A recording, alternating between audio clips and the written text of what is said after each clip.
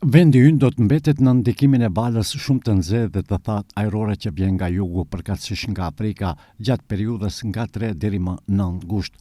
Temperaturat më të larta priten nga e mërkura 5 gusht deri në fund të javës. Do të vazhdojnë edhe të ashtu quajturat net tropikale, që do të thotë se temperaturat do të mbeten shumë të larta edhe gjatë natës.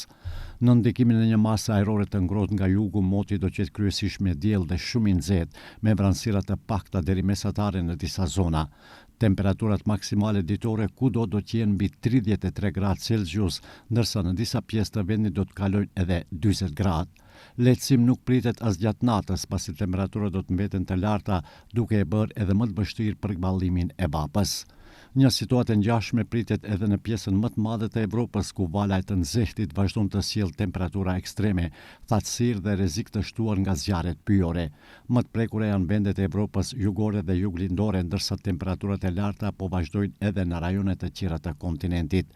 Autoritetet u bën thirrje qytetarëve të shmangin qëndrimin në ambiente të hapura gjatë orëve më të nxehta të ditës, të konsumojnë mjaftueshëm lëndje dhe të tregojnë kujdes të veçantë ndaj fëmijëve, të moshuarve dhe personave me smundje kronike.